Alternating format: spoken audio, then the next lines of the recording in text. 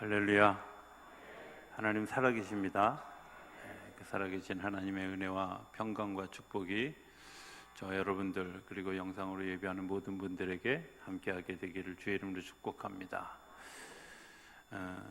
교회 예배는 전체가 다 생방송입니다. 그죠? 전에 그 CTS 방송에서 신앙 에세이라고 하는 그 이제 프로그램에 찍으려고 그 PD하고 이렇게 몇 분이 오셔서 같이 이제 촬영을 하는데 그런 표현 하시더라고요. 어떻게 이렇게 긴장도 안 하고 늘 서본 사람처럼 하느냐고. 그래서 목사님 늘 생방송을 한다고. 그죠? 한 번도 저는 녹화 방송을 해본 적이 없습니다. 실수한 거 그대로 다 드러나고 삶을 살아가는 저는 여정이 다 생방송이라고 생각합니다. 그렇죠? 근데 사람이 실수도 하고 또 넘어지기도 하고 또 그것 때문에 좌절도 하고 다시 일어서기도 하고 하는 이런 인간의 모든 삶의 과정이 다 저는 생으로 이루어지는, 그래서 감추어질 것도 없고, 그래서 이제 되어진 일들 때문에 우리가 넘어지기도 하고 다시 일어서기도 하는 그런 과정들이 있다고 생각이 되어집니다.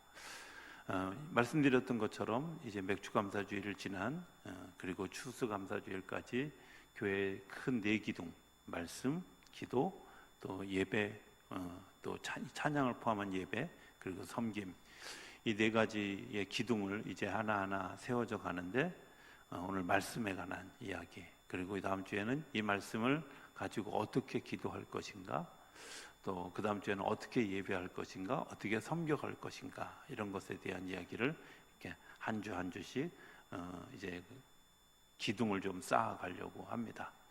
오늘 말씀 가운데 11절을 보면 이렇게 시작합니다. 또 주의 종이, 올려주세요.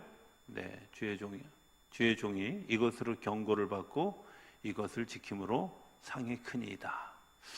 뜬금없이 그냥 이렇게 탁 띄워놓으니까 무슨 얘기인지 잘 모르겠지만, 하나님의 말씀하신 것, 그것이 우리에게 경고가 되어지고 이것을 지킴으로 상이 크다 하는 겁니다.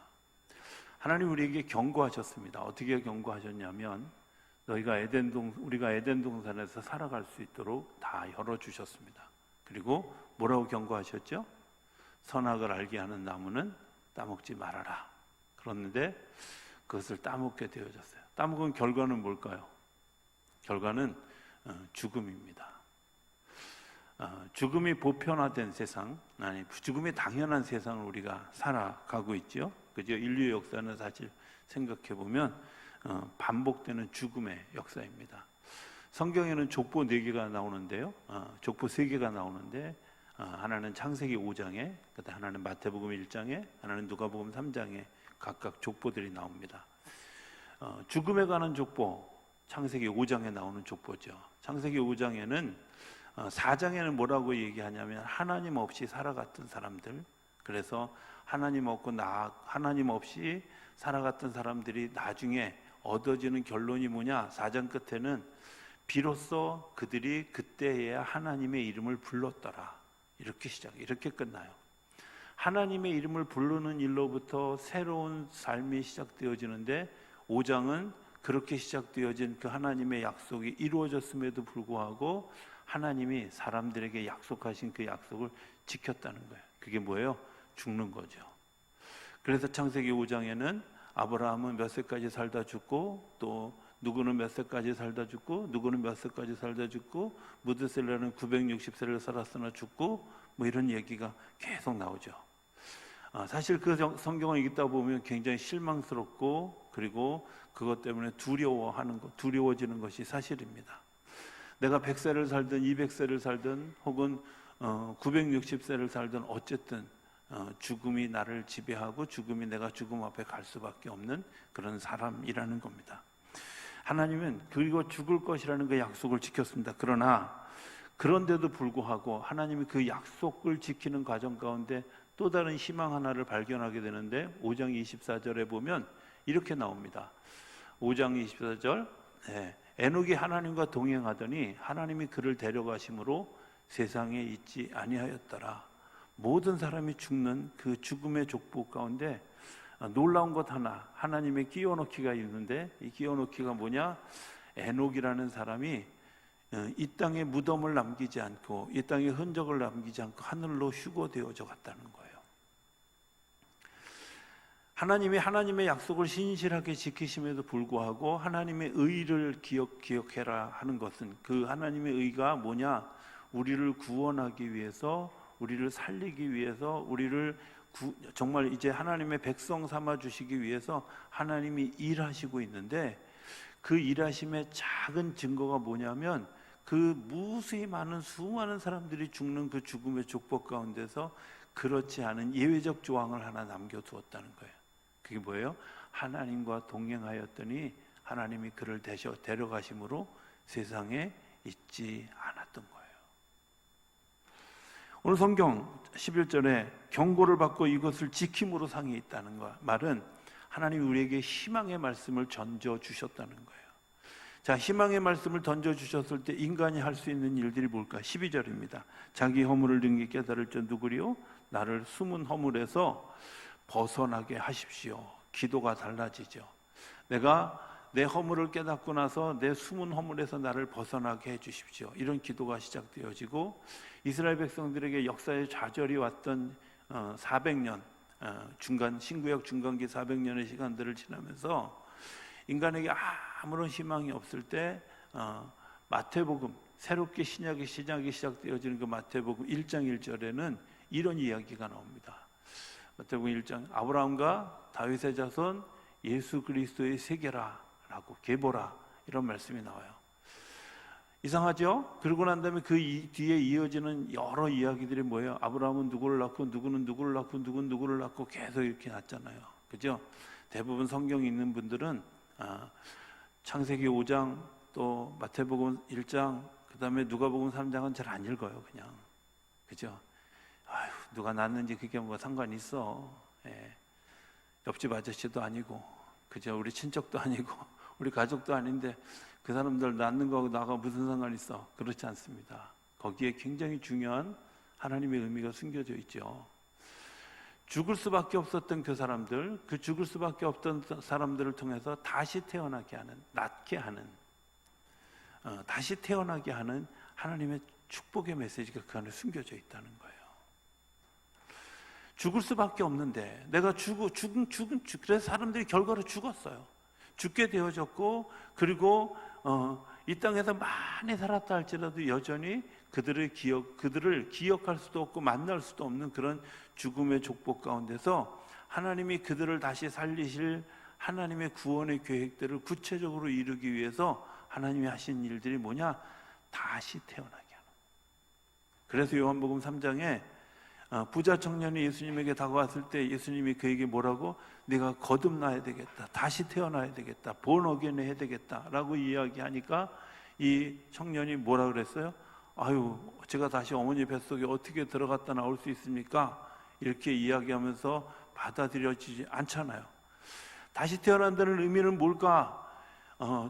하나님의 역사에 의해서 다시 태어나는데 1장 1절에 나오는 것처럼 아브라함은 언약의 상징이에요. 하나님이 아브라함에게 언약해 주셨어. 너 떠나라. 그럼 내가 너에게 주리라. 내가 자녀가 없는 것을 위해서 기도해라. 내가 너에게 바다의 모래같이 하늘의 별같이 내가 너에게 주리라. 내가 축복의 통로가 되리라. 약속해 주셨잖아요. 실제로 아브라함을 통해서 하나님이 그런 일들을 이루어 주셨어요. 그런 일들을 이루어 주신 그 귀한 언약의 증거, 언약의 증표인 그 아브라함, 그리고 이 땅에 왕다운 왕, 진정한 왕으로 온 다윗, 그런 그 자손 속에서 예수 그리스도라고 하는 그분을 이 땅에 보내신 것 때문에 이제 새로운 역사가 일어나는데, 죽던 역사가 낫는 역사로 바뀌어지게 된다는 겁니다. 죽어가는 역사가 나아가는 역사로 바뀌어지게 된다는 겁니다. 더 놀라운 것은 이 죽음의 세상에서 다시 태어나는 그 족보 가운데 저분들은 좀 안 들어가도 좋을 만한 분들이 들어가기 시작했다는 거예요. 여러분들 족보가 혹시 집에 있는지 모르지만 족보 속에 역사를 기록할 수 있다면 자랑스러운 사람을 더 넣고 싶겠어요? 자랑스러운 사람을 더 넣고 싶겠어요? 혹시 제가 딴소리 할까 봐 아예 답을 얘기하는 거예요. 자랑스러운 일들을 기록하고 싶잖아요. 그런데 굉장히 부끄러운 사람들을 그 속에 집어넣어요. 여러분들 조상 중에 우리 저기 할아버지하고 기생하고 결혼해서 자녀를 낳았어. 그러면 너무 행복하겠어요. 여러분들 그런 분이 있으실까요? 나는 우리 집 자손 중에 시아버지하고 며느리하고 이 관계를 해서 이제 역사가 이어져 갔어. 이런 일들이 일어나면 자랑스러울까요? 우리 중에는 이방인이 있어. 그래서 그 이방 사람, 하나님을 알지 못하는 이방 사람들이, 이스라엘 사람들은 특히 이방 사람들에 대해서 굉장히 배타적이고, 그리고 그것에 대해서 받아들여지지 않아. 오죽하면 예수님이 선지자들을 통해서, 하나님의 선지자들을 통해서 계속 말씀하시는 것이 있는데, 나그네를 대접하라, 나그네를 귀하게 여기라, 이방 사람들을 귀하게 여기라, 그들과 친구가 되어져라, 계속 이야기하셔. 근데 그 이방 사람, 이방 여자가 우리 가정에 와서 그것도 기업 물을 자를 통해서 새로운 생명을 낳게 되어졌다. 여러분들 이거 받아들일 수 있겠어요? 또 거기까지는 그렇다 치더라도 다른 남편이 있는 아내가 이제 우리 가정에 들어와 가지고 그 남편은 죽고 다시 소위 불륜녀가 들어와서 우리 가정의 역사를 이어가게 되어졌습니다. 이런 이야기 족보책에 쓰고 싶으실까요? 근데요, 예수님의 생명의 족보에는 이런 사람들이 다 들어갔어요. 얘기해 드렸던 것처럼 라합이라는 사람이 그랬고요, 룻이라는 사람이 그랬고요, 그리고 우리아의 아내 바세바도 그랬고요, 다말이 그랬고요. 자, 이런 사람들을 다 포함시킨 이유가 뭘까? 생명의 족보에는 이런 일들이 있습니다. 그들이 누구이든 간에, 그들이 어떤 죄를 지었든 간에, 그들이 어떤 삶을 살았든 간에 상관하지 아니하고 예수 그리스도의 그 구원의 구속의 피로 그들이 구원받은 하나님의 백성이 되어서 다시 태어나게 되었습니다 라는 메시지가 숨겨져 있는 거예요. 내가 하나님 앞에 나올 수 있는 통로, 내가 하나님께로 나올 수 있는 정말 그 은혜의 통로가 뭘까? 그것은 예수 그리스도 그분을 통해서 우리가 다시 태어나게 하시는, 다시 낳게 하시는 하나님의 능력을 힘입어 우리가 그 앞에 나올 수 있는 거예요. 하나님의 의로워서만 정말 그 나를 구원할 그런 조건이 있어야 하나님이 우리를 구원하시는 게 아니라요, 우리가 그런 조건이 전혀 갖추어지지 않고 세상 사람들이 보아도 손가락질할 그럴 만한 사람, 더 이상 희망이 없을 것 같은 사람, 더 이상 가능성이 없을 것 같은 사람, 버려진 사람, 그런 사람도 다 예수님의 족보 안에 들어왔을 때 어떤 일들이 생기느냐? 다시 태어나는 역사가 일어나게 되는 줄로 믿습니다. 그 구원의 역사를 통해서 저와 여러분들이 구원받았잖아요. 그죠? 여러분들이 구원받은 사실을 믿으시죠? 네.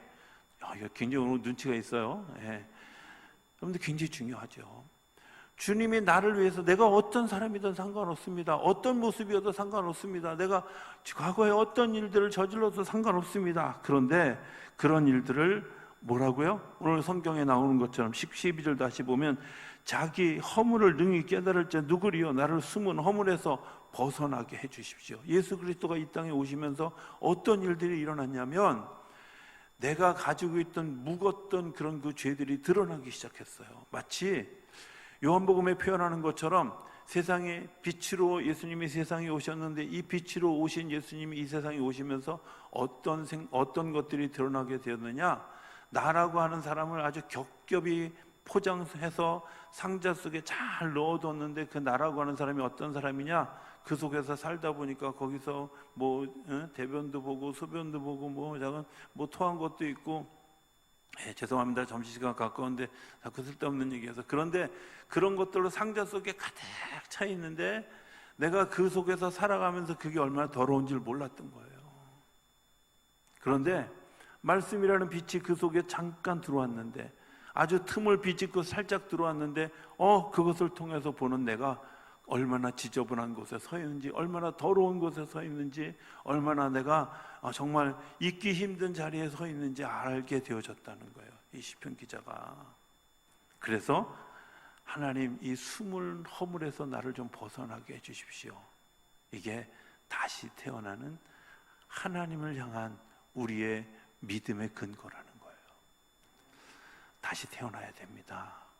다시 태어났을 때는 우리에게 과거에 내가 어떤 일들을 했던, 어떤 삶을 살았던, 내가 어떤 생각을 가졌던, 하나님이 그것들을 용서해 주시는, 주님의 보혈로 씻어주시는, 그래서 우리로 하여금 생명의 자리에 들어가게 하시는 놀라운 은혜를 베풀어 주시는 겁니다. 그래서 마태복음 1장은 되게 중요하죠. 우리들이 다시 태어나는 자는, 저는 저와 여러분들이 이 다시 태어나고 그 말씀의 기둥 위에 세워지는 귀한 역사가 일어나게 되기를 기대합니다. 그 구원받은 사람들이 하는 세 번째 기도가 있는데 13절에 보면 이렇게 얘기합니다. 또 주의 종에게 이르되 주의 종에게 고의로 죄를 짓지 말게 하사 그 죄가 나를 주장하지 못하게 하소서. 그리하면 내가 정직하여 큰 죄가에서 벗어나게 나이다. 뭐라고요? 고의로 죄를 짓지 않게 해주십시오. 이제는 하나님과 내가 가까워져서 어떤 일들이 벌어지냐면, 주님이 나를 선택하셨고 그 선택되어진 내가 이제 하나님을 향해서 내가 응답하는 시간이죠. 나아가는 시간. 누가복음 3장에 나와 있는 족보는 그렇습니다. 누가복음 3장 30절, 23절인가요? 23절 한번 올려봐 주시겠어요? 네. 사람들이 아는 대로는 요셉의 아들이니, 누구 얘기하냐면 예수님이 얘기하는 겁니다. 요셉의 위는 헬리요. 자, 여기서부터 위는 이렇게 해서 그 위가 어디까지 가냐면 하나님까지 가는 족보예요. 그러니까 마태복음의 족보가 아브라함으로부터 시작해서 계속 났다가 예수에서 끝났지만, 예수님에게서 시작해서 요셉으로 그리고 헬리로 이어졌던 그 이상으로 쭉 나갔던 역사는 어디까지 가냐면 하나님까지 가요. 뭘 얘기하는 걸까요? 하나님까지 가는 이것은 우리가 더 이상 죽음이 없고 생명이 있는 전진을 이야기하는 겁니다.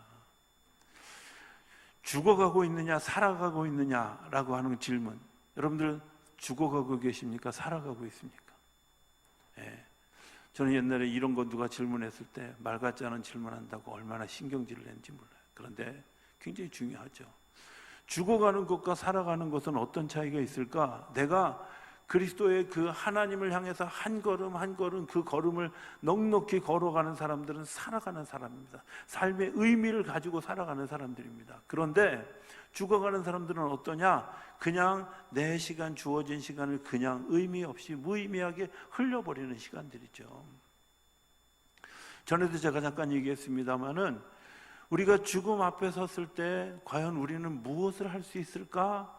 죽음을 연장시키기 위해서 내가 그것을 뭔가 이렇게 애를 쓰는 것, 그거 굉장히 중요한 일입니다. 그러나 더 중요한 것이 있다면 그 시간들을 의미 있게 사용하는 일들이 되게 중요하죠. 이런 말 해서 유명한 사람이 있죠. 이 세상에 종말이 왔을 때 나는 뭐 할까? 사과나무를 심겠다고 얘기했던 분이 있죠. 왜? 여전히 나는 소망이 있습니다. 최근에 또 한 분, 이런 분이 이 세상의 마지막 절망의 때 무엇을 하시겠습니까? 그랬더니 그분은 뭐라 그러냐? 나는 구경한대요. 이 세상의 절망이 어떻게 오는지 나 구경하고 싶다고. 얼마 전에 돌아가신 이어령 교수가 한 얘기입니다. 여러분들 되게 중요하지 않습니까? 이 세상에 정말 그런 마지막의 시간들이 왔을 때 우리가 무엇을 할 수 있을까? 정말 하나님이 어떻게 일하시는지, 하나님이 어떻게 역사하시는지, 그것들을 보기 위해서 내가 날마다 한 걸음 한 걸음 주께로 올라가는 거죠. 올라가는 겁니다. 여러분들, 이 올라가는 걸음 속에는 여러 가지 것들이 있는데, 힘듦이 있고 장애물이 있고 또 방해하는 사람도 있고 그리고 어렵게 하는 사람들도 있습니다. 그래서 그것들을 극복하기 위해서 이 시편 기자는 뭐라고 얘기하냐면, 하나님, 제가 고의로 죄를 짓지 않게 해주십시오. 내가 죄 때문에 자꾸 걸려 넘어지지 않게 해주십시오. 이렇게 얘기하는 거예요. 죄를 지어본 경험이 있는 분들은 아실지 모르지만 제가 어린 시절에 이런 적이 있었어요. 제가 우표를 수집하는 취미가 있었는데 꼭 사고 싶은 우표가 있는 거예요. 근데 그 우표를 사려는데 돈이 없는 거예요. 문제는 그때나 지금이나 그 돈이 문제야, 그죠? 그래가지고 그 텔레비전 옆에 이렇게 잘 있는 식구들의 저금통 중에 딴 거 말고 제 거를 뜯었어요. 밑창을 쫙 뜯어가지고 이제 우표를 살 만큼의 금액을 해서 우표를 사고 아주 뿌듯한데, 문제는 아버님이 퇴근하고 집에 오면 그때부터 막 공포가 막 몰려오는 거야. 특별히 어떤 때냐면 텔레비전 앞에 요즘은 리모컨이 있지만 그때는 리모컨이 없이 텔레비전에 가서 켜야 되잖아요. 텔레비전 키러 가는데도 불구하고 나는 힘이 든 거야. 으아, 긴장. 지금 웃으시는 분들은 다 경험이 있는 분들인 줄은. 가슴이 떨리고, 청소하다가 이렇게 어머님이 이렇게 그 위 청소하다가 저금통을 들었다 탁 놓으면 그 동전 딸랑하는 소리 들리잖아요. 근데 막 그 순간에도 가슴이 가슴이 쥐어지는 심장병이 그때 생겼나 몰라. 어찌 됐든 여러분들, 이런 일들이 우리로 하여금 위축되게 하고 떨리게 하고 더 이상 나가지 못하게 하는 거예요.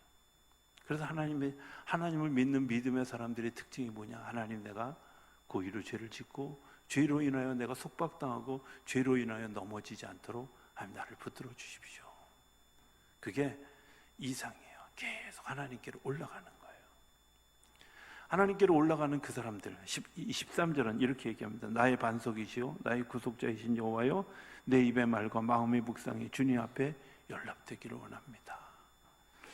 그래서 정말 주님 앞에 자기 자신을 온전히 드리는 시간, 그래서 세상에 환난과 어려움과 염려가 있고, 때로는요 예수 믿는 사람들이 살아가면서 핍박받는 일과 오해받는 일들이 되게 많아요. 저는 예수 믿는 사람들의 삶을 굳이 정의한다면 첫 번째는 심는 거라고 생각해요. 여러분들, 심는 사람이 더 행복할까요? 아니면 거두는 사람이 더 행복할까요? 세상은요 거둘 때 행복한다고 생각해요. 그런데 예수 믿는 사람들의 진짜 기쁨은 어디냐? 심는 데 있어요. 이것을 기대하고 소망하며 심는 일들. 그런데 세상의 가치와 자꾸 다르다 보니까 사람들이 욕해요. 야, 그거 심어서 뭐해? 그거 심는다고 뭐 세상이 달라져? 네가 그렇게 한다고, 너 하나 그렇게 한다고 뭐 세상이 달라지겠어? 이렇게 이야기하면서 조롱해요. 핍박해요. 또 예수 믿는 사람들과 세상 사람들과 좀 다른 게 있는데, 세상 사람들의 정복은 사람들을 죽이고 넘어뜨리고 무너뜨려서 차지하는데, 예수 믿는 사람들의 정복은 뭐냐면 구하고 기도하고 하나님의 응답을 따라서 내가 움직일 때 일어나는데, 하나님의 움직임은 대부분 사랑의 움직임이에요. 정복하고 싸우는 게 아니라 화해하고 용서하고 받아들이고 손해보는 일들이에요. 그러다 보니까 세상 사람들이 이야기할 때 바보 취급하잖아요. 하나님, 정말 이렇게 살아도 괜찮을까요? 하나님, 이렇게 사는 게 진짜 맞는 일이에요? 라고 반문하게 할 만큼 굉장히 어려운 일들이죠. 또 예수 믿는 사람들이 가지고 있는 굉장히 중요한 또 다른 거 하나는 벌이라는 겁니다. 예수님이 제자들에게 얘기했죠. 자기를 부인하고 자기 십자가를 지고 나를 따르라고. 다 버리라는 얘기입니다. 내 소유도 버리고 내 생각도 버리고 내 마음도 버리고 내 자존심도 버리고 다 버리고 나를 따라오라는 겁니다. 생각해보면 얼마나 이 세상에서 살아가기 어려운, 이 세상은 사람들이 좀 권력도 있고 좀 높임도 있고 돈도 좀 있고 그래야 대접받는 세상인데, 이런 세상에서 그렇게 대접받지 못할 삶을 살아가는 그 삶을 살아가라고 이야기하고, 그게 하나님께로 한 걸음 한 걸음 더 가까이 가는 그런 족보라는 거예요. 자, 이 족보의 결과가 어떻게 될까요? 요한계시록 7장에 보면 이렇게 이야기하죠. 요한계시록 7장 한번 올려봐 주시겠어요? 네. 장로 중 하나가 응답하여 나에게 이르되, 여기서 나에게는 예수님입니다. 이 흰옷 입은 자들이 누구며? 하나님입니다. 이 흰옷 입은 자들이 누구며 또 어디서 왔느냐? 이렇게 물었어요. 그러니까 그 장로가 뭐라고 대답하냐? 14절, 내가 말하기를 내 주여 당신이 아시나이다 하니 그가 나에게 이르되, 이는 큰 환난에서 나오는 자들인데 어린 양의 피에 그 옷을 씻어 희게 하였느니라. 여러분들, 하나님이 우리에게 주시는 영원한 약속이 하나 있는데요, 우리가 그런 그 환난의 시간들을 다 지나고 그것 때문에 정말 우리가 어려운 시간들을 지나고 막 마음이 힘들고 어려울까요? 그리고 내가 죄를 짓고 그것 때문에, 이 죄 때문에 정말 힘들어했던 시간들, 그런데 예수님의 그 보혈이 우리의 옷을 씻어서 희게 해주신다는 거예요.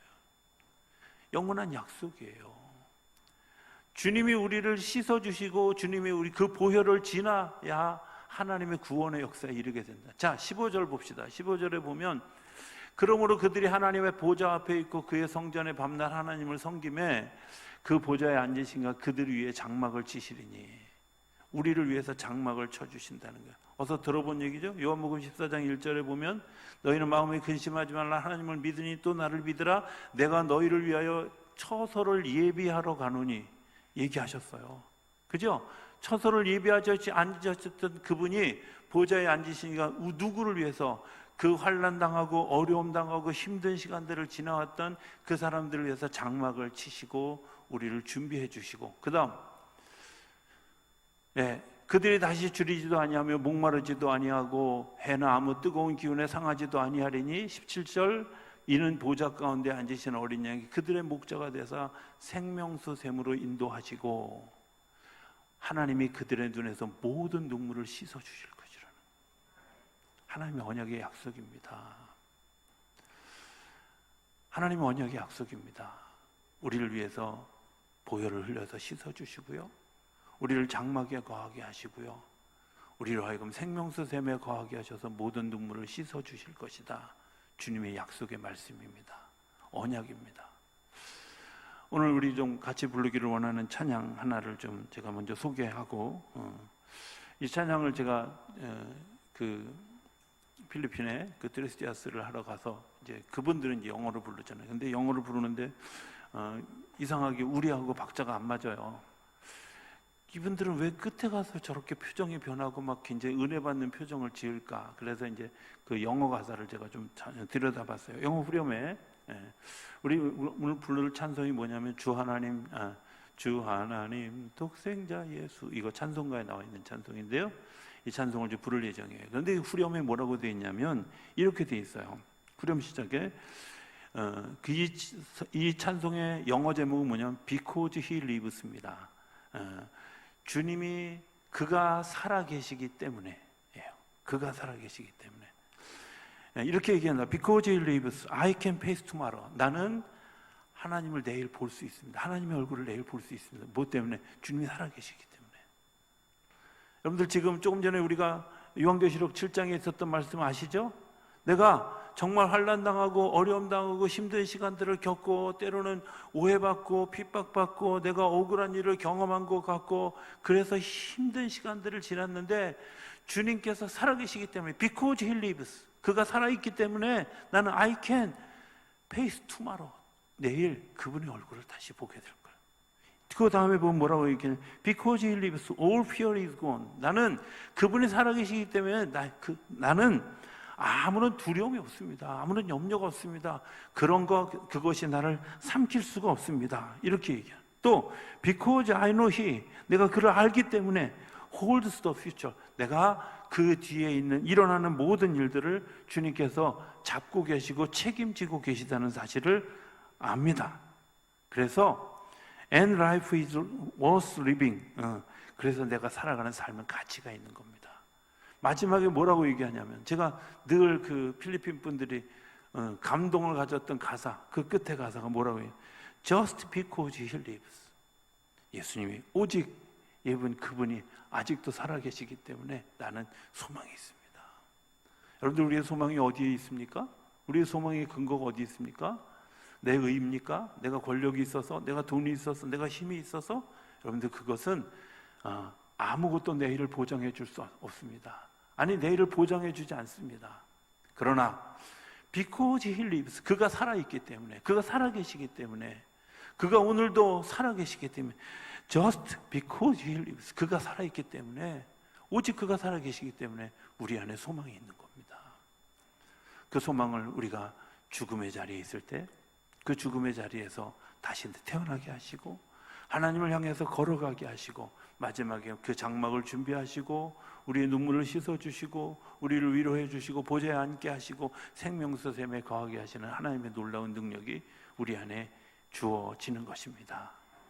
저는 저와 여러분들이 그런 기쁨을 누리는 그런 믿음의 여정을 걸어갈 수 있게 되길 바랍니다.